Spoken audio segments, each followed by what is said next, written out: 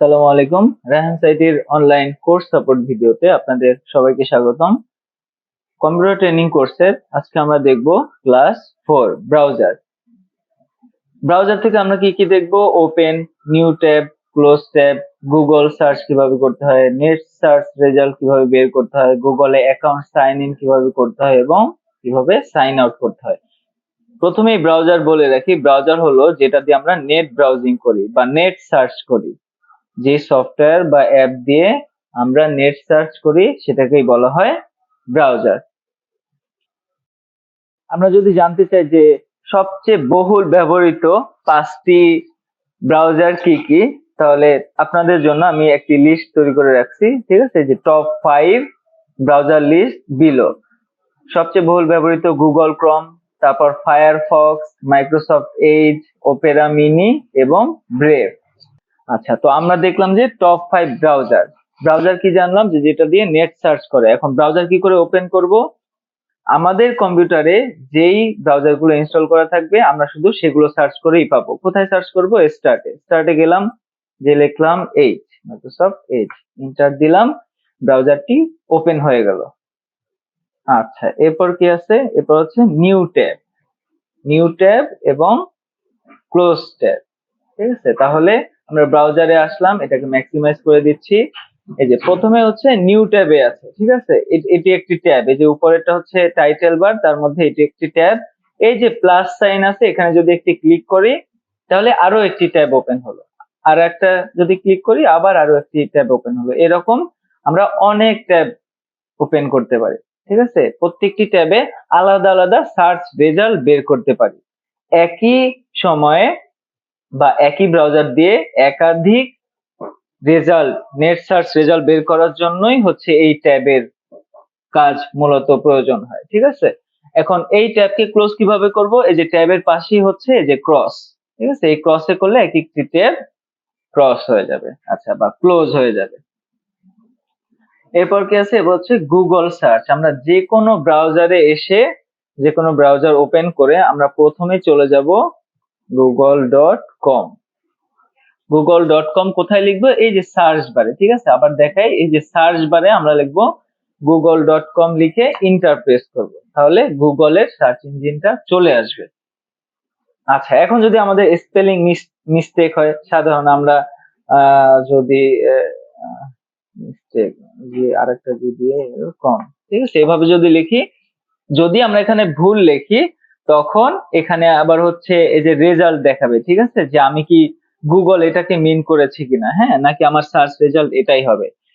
So যদি এরকম ভুল হয়ে যায় কোনো সমস্যা নেই, এখানে তারা সার্চ রেজাল্টে রেফার করবে, ঠিক আছে, যে অ্যাকচুয়াল ওয়ার্ডটা। তো আমরা দেখতে পাচ্ছি যে https www.google.com, এটাতে ক্লিক করলেও গুগলে চলে আসবে, ঠিক আছে? সবচেয়ে ভালো যদি নিজে পারেন। আর ওয়েব অ্যাড্রেসটা সব সময় স্মল লেটার হয়, ঠিক আছে? এই যে google.com লিখে ইন্টারপ্রেস করবেন, চলে আসলো। আচ্ছা, এটা হচ্ছে গুগলের সার্চ ইঞ্জিনে আসা। এরপর আপনি যত কিছু সার্চ দিবেন এই যে গুগলের সার্চ বারে, তখন আর এখানে সার্চ দিবেন না, এটা হচ্ছে ব্রাউজারের সার্চ বার, ঠিক আছে? কোথায় সার্চ করবেন? প্রথমে হচ্ছে ব্রাউজারে আসবেন, এসে google.com-এ আসবেন, আসার পরে এই যে গুগলের যে সার্চ বার, এখানে সার্চ করবেন। গুগলে সার্চ করার কারণ কি? কারণ যে কোনো কিছু সার্চ দিলে অন্যান্য যে সার্চ ইঞ্জিন আছে তার থেকে আপনি বেশি সার্চ রেজাল্ট পাবেন, ঠিক আছে? নেট সার্চ রেজাল্ট বলতে আমরা নেটে যা সার্চ দিব এবং তার এগেইনস্টে যে রেজাল্ট গুলো আসবে সেগুলোকে বলা হয় নেট সার্চ রেজাল্ট। যেমন আমরা যদি চাই যে আমাদের টপিক হলো best 5 natural place in Bangladesh, লিখে ইন্টার প্রেস করলাম, ঠিক আছে? এই যে এইটা লিখে আমরা সার্চ করলাম, সার্চ দেওয়ার পরে যে রেজাল্ট গুলো আসলো এই টোটালটাকে বলা হয় হচ্ছে নেট সার্চ রেজাল্ট, ঠিক আছে? এখন যেগুলো আসছে এগুলো হচ্ছে সব রেজাল্ট। এখন এই যে নিচের দিকে দেখবো যে এক একটি ওয়েবসাইট, এই যে এগুলো হচ্ছে এক একটি ওয়েবসাইট, ঠিক আছে? এক একটা ওয়েবসাইটে এক এক ভাবে এক একজন এই রেজাল্ট গুলো তুলে ধরেছে, ঠিক আছে? এই যে এইটা থেকে এই যে 5 প্লেস, এটা থেকে এইটা, এটা থেকে এইটা, ঠিক আছে? এখন হচ্ছে আপনার এই জিনিসগুলো নোট করতে হলে আপনি কি করবেন, ঠিক আছে? নোট করতে হলে আপনি স্টার্টে যাবেন, স্টার্টে যে এখানে লিখবেন নোটপ্যাড, নোটপ্যাড, ঠিক আছে? স্পেলিংটা আপনারা এখানে দেখে নেবেন, নোটপ্যাড। নোটপ্যাড লিখে এখানে ওপেন করবেন অ্যাপটি। ওপেন করার পরে আপনাদের কিউ কিউ ছিল কোনটা, যে top 5 natural place in Bangladesh, ঠিক আছে? এখন আপনি এনএস দিয়ে নিচে অ্যান্সারটা দিবেন, ঠিক আছে? কিভাবে দিবেন, এই যে যেমন এখানে 10টি ন্যাচারাল অ্যাট্রাকশন ইন বাংলাদেশ দেওয়া আছে, এটাতে ক্লিক করুন। যে কোনো ওয়েবসাইটে আপনার 5টা ডেটা কালেক্ট করে নিলেই হচ্ছে। হ্যাঁ, যেমন ফার্স্টে আছে কক্সবাজার, তাহলে আপনি এখানে অ্যান্সারে 01 দিয়ে ডট দিয়ে লেখেন SCOX কক্স অ্যাপোস্ট্রোফি এর কক্সের বাজার, বাজার, ঠিক আছে? ইন্টার দিয়ে পরের লাইনে আসেন, দেন হচ্ছে 02 দেন, স্পেস দেন, এরপর হচ্ছে কি আছে, এইটা যখন দেখতে যাবেন তখন হচ্ছে ব্রাউজারে একটা ক্লিক করলে কিন্তু নোটপ্যাডটা হারিয়ে ফেলবেন। তখন কি করবেন, আগে এটা দেখবেন, টুতে আছে কি সেন্ট মার্টিন। হ্যাঁ, তখন এটাকে মিনিমাইজ করুন, এই যে নোটপ্যাডটা চলে আসবে, ঠিক আছে? এখানে সেন্ট মার্টিন। এরপর হচ্ছে আবার এই ব্রাউজারে ক্লিক করলে চলে আসবে, ইন্টার দিয়ে নিচের লাইনে আসুন, নাম্বার 3 দিন, এরপর নিচের দিকে আসুন, scroll down, Ratargul, Ratargul forest. আবার ইন্টার দিয়ে নিচের লাইনে আসুন, 04 লিখুন, ডট দিন, স্পেস দিন, নিচের দিকে এসে লিখুন সাজেক, আবার ইন্টার দিন, 05 এ ডট দিয়ে সুন্দরবন। ঠিক আছে? এই হচ্ছে আমাদের নেট সার্চ রেজাল্ট। এখানে এসে একটা ইন্টার দিলে পরের লাইনে চলে আসবে, ঠিক আছে? তো এই হচ্ছে মূলত আমাদের নেট সার্চ রেজাল্ট। আপনি এটাকে ফাইল থেকে নিয়ে সেভ অ্যাসে যে এটাকে সেভও করে রাখতে পারেন, ঠিক আছে? ডেস্কটপে ক্লিক করে ফাইল নেমে আপনি দিতে পারেন এখানে সেম টাইটেলটা, যে টপ 5 ন্যাচারাল প্লেস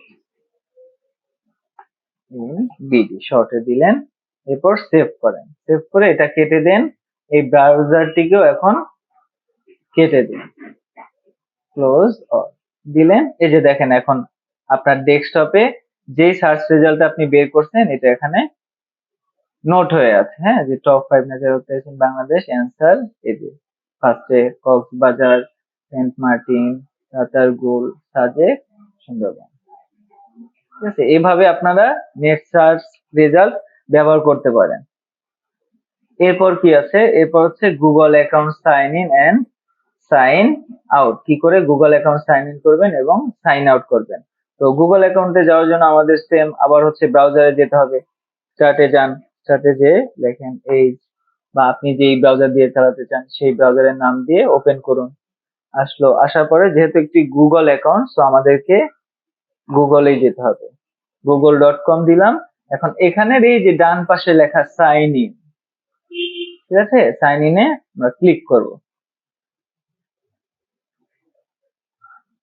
এই যে এখানে হচ্ছে লোডিং হচ্ছে, এই জিনিসটা অনেকে খেয়াল করে না, এখানে যে লোডিংটা হয়, ঠিক আছে? নেটের মাঝে মধ্যে একটু ল্যাকিংস এর কারণে বা স্লো থাকার কারণে এখানে লোডিং হয়, অনেকে কি করে ক্লিক করতে থাকে। এটা আসলে ফোল্ডার বা ফাইল কিছু না, এটা হচ্ছে নেট রিলেটেড। নেট স্লো থাকলে এই জিনিসগুলো একটু স্লো কাজ করবে, ঠিক আছে? এরপর ইমেল বা ফোন নাম্বার দিতে বলছে। হ্যাঁ, আমরা আমাদের ইমেলটা দিচ্ছি,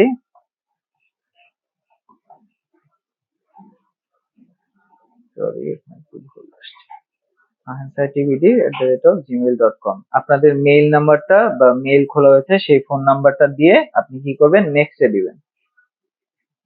নেক্সটে দেওয়ার পরে এখানে আপনাদের কাঙ্ক্ষিত ইমেইলের পাসওয়ার্ডটি দিবেন। নতুন যারা, তাদের অনেকেরই ভুল হয় এই জিনিসটা, তো আপনারা এই শো পাসওয়ার্ডে ক্লিক করলে পাসওয়ার্ডটি শো করে, তো আপনি তখন দেখতে পারবেন যে আপনার ভুল হচ্ছে নাকি রাইট হচ্ছে, ঠিক আছে? পাসওয়ার্ডটি দেওয়ার পরে নেক্সট, নেক্সটে দিলেই আমাদের হচ্ছে এই দেখেন এখানে যেখানে সাইন ইন করার অপশন ছিল সেখানে এই যে আমাদের যেই মেইলটি এটি অ্যাড হয়ে গিয়েছে, ঠিক আছে। আর এভাবেই আমরা হচ্ছে গুগলে এসে গুগলে সাইন ইন করতে পারি আমাদের গুগল অ্যাকাউন্টটিকে। এরপর হচ্ছে সাইন আউট করার জন্য খুবই সোজা। আপনি যদি ব্রাউজারটি কেটেও দেন কোনো সমস্যা নেই, আপনি হচ্ছে যেই ব্রাউজার ওপেন করছিলেন আবার সেখানে যান, সেখানে ওপেন করুন, ওপেন করে আবার এখান থেকে গুগলে চলে যান। গুগলে চলে গেলে দেখবেন আপনার এই গুগল অ্যাকাউন্টটা সাইন ইন করা অবস্থাতেই আছে। তো আপনি এখানে জাস্ট একটি ক্লিক করবেন, ক্লিক করার পরে ডান পাশে দেখবেন যে সাইন আউট করার অপশন আছে, ঠিক আছে। এই অপশনে আপনি একটি ক্লিক করলেই কি হয়ে যাবে, এই যে আপনার গুগল অ্যাকাউন্টটি সাইন আউট হয়ে যাবে। এখন কিন্তু আবার নতুন করে বলছে সাইন ইন করার। আচ্ছা, তো এই হচ্ছে আমাদের মূলত আজকের ক্লাস 4। আপনাদের যদি এই ক্লাসে কোনো সমস্যা থেকে থাকে অবশ্যই কমেন্ট করে জানাবেন।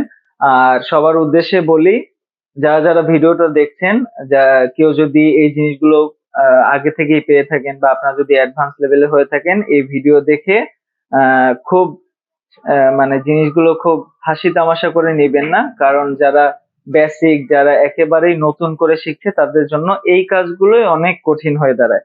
আস্তে আস্তে হয়তো তারা একসময় আপনাদের অ্যাডভান্সে যাবে।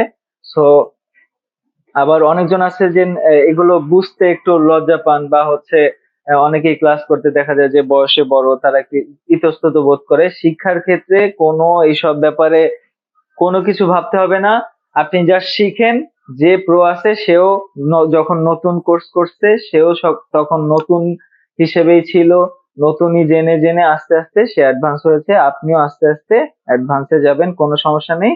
তবে শেখার কোনো শেষ নেই, শেখার কোনো বয়স নেই। আশা করি সবাই বুঝতে পেরেছেন। ভালো থাকবেন। আল্লাহ হাফেজ।